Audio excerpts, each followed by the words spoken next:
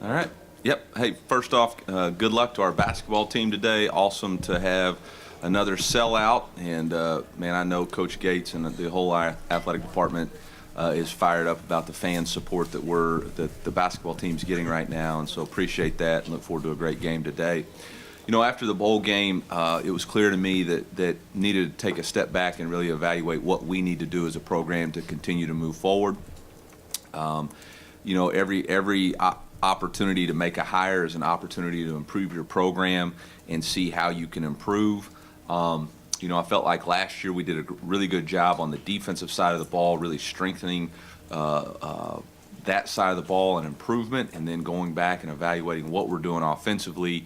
It just came very clear to me that the requirements of a head coach were causing me not to have full focus on the offense, and I needed to hire somebody who could come in and understand the vision that we have for offensive football, the vision that we have for our program, and then go score some more points, all right? Because at the end of the day, we got to score more points in order to be successful in this league. And so started doing a lot of research, had a lot of interest in the opportunity, but really felt like somebody that stuck out in a positive way was Kirby.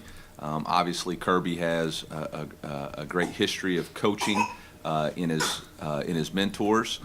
His dad was a longtime high school football coach, very successful. He's been around some of the best in the business, and currently, you know, was trained by both Coach Tedford and Coach DeBoer. Spoke with Coach DeBoer at length about Kirby, and just felt like this is the right decision.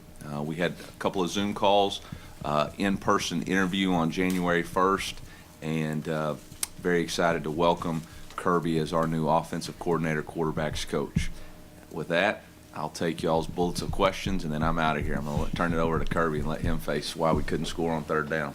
Coach, on those preliminary Zoom calls. Hey, I like it. Yes, Natalie said I'm up first. On those preliminary Zoom calls that you had, you know, with Kirby, what was something that stuck out in your guys' conversations, and how did you feel like you guys actually meshed? Yeah, I think the first thing about Kirby is his attention to detail, his organization. Honestly, the thing that I really evaluate about coaches is their urgency. Like, you can tell somebody who is quick to answer a phone call, quick to return text, and that's Kirby. And when somebody's like that, they're really excited about the future and the opportunity, and really felt like he did a great job of those things. And you know, he's a little bit younger and eager to prove himself. He's got the right kind of chip on his shoulder, which is something that I look forward.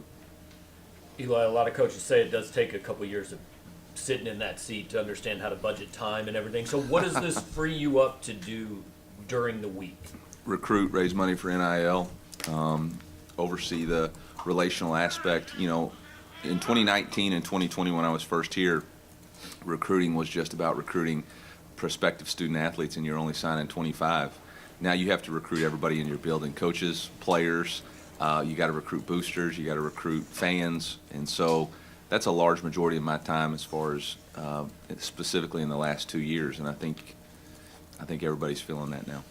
Eli, did you get to a point during the year where you were dead set on hiring somebody from the outside, even before Bush left, or No. more after the year? No, you know, I was very adamant with our coaching staff and with everybody that I was not going to make any firm decisions until after the bowl game, and felt like I needed to have that chance to step away from the emotion of the season and really try to figure out exactly what we needed to do moving forward. That's just kind of my process of making decisions. I don't want to make emotional decisions. Was it a hard choice to add an OC, or something you had trouble letting go once it's I mean, I love coaching quarterbacks, and I love the designing of plays and calling plays, and there's really nothing better, Kirby will tell you, than Monday seeing something on film, practicing all week, and then calling it in that perfect spot, you know, and it scoring a touchdown. That's as good an adrenaline rush as there is. So I'm going to miss that part of it, absolutely. But at the same time, I ask our guys all the time to embrace your role and put the team first. And at the end of the day, that's what I needed to do as the head coach, embrace what I need to do to help our team be successful. And you know, I was adamant that I wasn't going to do it unless I found somebody who could do it better than me. And I know Kirby. I know how hard he's going to work. I've seen what he was able to do. He's faced adversity. I think the games that I really wanted to watch and evaluate were the games against Power 5 opponents when maybe they were a little bit outmatched from a scheme standpoint. I wanted to watch when it wasn't going good. How did he respond? I mean, you look at the game against San Diego State, down 10, maybe even 13 with about 5 minutes left to go in the game, and to, as a coordinator, to have your back against the wall, not playing good, and figure out how to call plays and move the ball.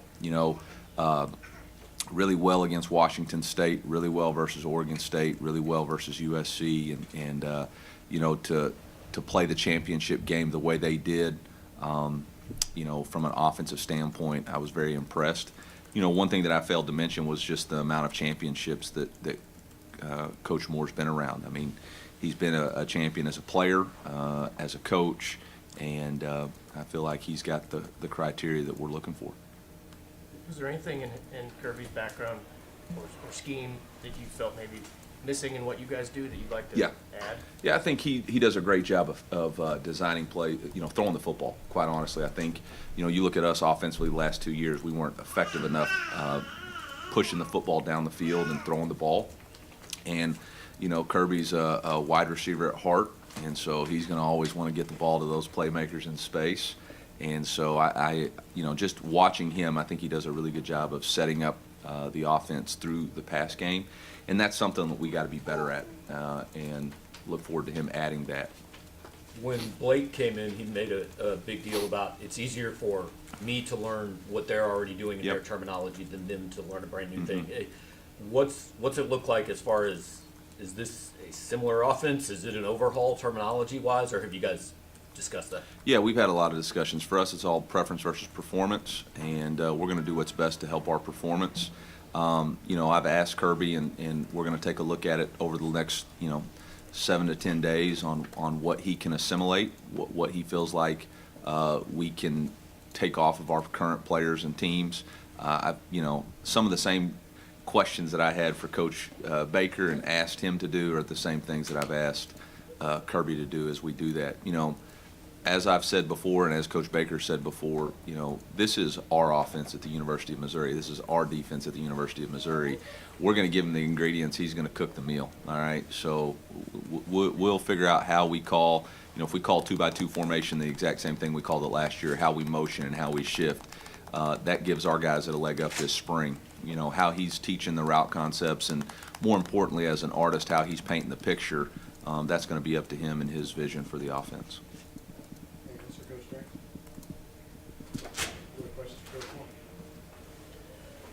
I'm going to exit the stage and let him have it. So appreciate y'all. Somebody parked in a board of curator spot. Better get out of here.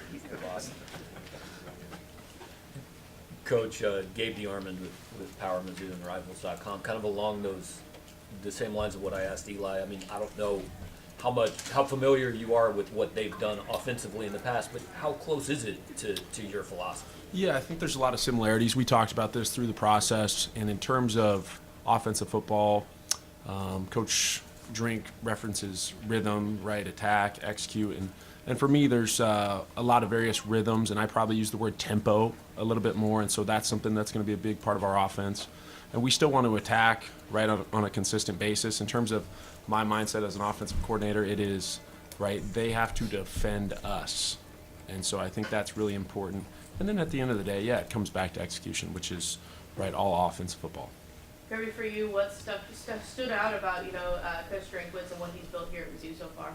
Well, I think I've always followed from afar in terms of, right, his career and all the success he's had.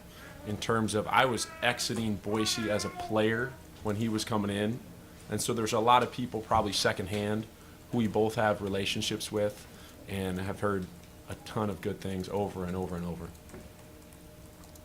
Kirby, I don't want to put your offense in a box. I'm Dave Matter with the St. Yep. Louis Post-Dispatch. I don't want to put your offense in a box, but how would you just describe it in a few words, like what your scheme, what your vision is? Yeah. I think offensive football, first, it's got to fit our personnel.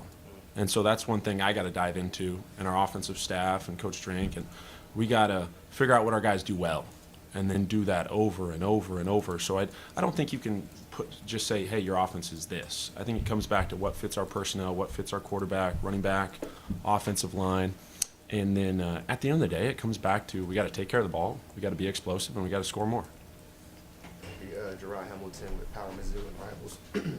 I don't know if you got to take any look at the film of Brady Cook. Obviously, he's going through torn labrum injury, but what have you seen, and what are your thoughts on him? Well, I thought Brady really finished the year well there in terms of we communicated, what is today, Saturday? Yeah, we communicated a couple days ago. And in terms of, he's going to be in the rehab process here, but he can still do a lot of things above the neck in terms of learning the game and learning the offense, and in terms of just really excited to get to work with him. I've heard a ton of good things. I'm sure you've seen a thing or two from Luther Burden on tape. You know, what's a guy like that bring to an offense like this, and all as well as the wide receiver room as a whole? Yeah, receiver room's really strong, and in terms of one of the phrases when I talked about taking care of the ball, right, be explosive. A lot of that comes back to the receiver room. And in terms of we can drop all the different routes and concepts, but we still got to find those guys who can either separate down the field, take a 5-yard option route, right, and take it 25, and that can really get your offense going. So I'm just excited to work with those guys. Kirby, Matt Stahl, Columbia Tribune. Given that it's Eli's fourth season, is there pressure on you like this needs to get right, like right now? I think there's pressure anywhere you go, right, in terms of football and winning. And no, I'm just really excited for the opportunity and to be here and compete against, right, some of the best teams across college football, and really just looking forward to working with our offensive staff. You're, I don't know, 7.5 weeks from spring football. So what do those weeks look like for you as far as if you do install a bunch of new terminology, how much time you can spend with the guys, all that? Yeah, be busy. And in terms of recruiting, right, evaluation, right, what stuff fits, what stuff can stay. And so, yeah, it's going to be a huge, thorough process that we're going to go through in terms of our staff and with our players. And, it'll be very busy. And then in terms of spring ball, just making sure that we're dotting our I's and crossing our T's with what we're presenting to our guys. Coach, what did you learn about yourself in your first season as a play caller and OC at Fresno State? I think anytime you get into that role, right, it's the first time when things aren't going well in terms of finding solutions. And everyone in the stands can point out the problems, right? It's the people who can actually find the solutions, right, and get you back on track. And so in terms of that, that's probably what I learned. And we had some difficult situations throughout the year, and your confidence probably increases. And so it was a successful first year. Maybe off the field a little bit, culture-wise, what do you hope to bring to this offense from what you had at Fresno State? Yeah, I would say in terms of philosophy-wise, there's a lot of similarities. And in terms of probably just big picture conceptual learning in terms of for our personnel, and when I mentioned this earlier, just they have to defend us.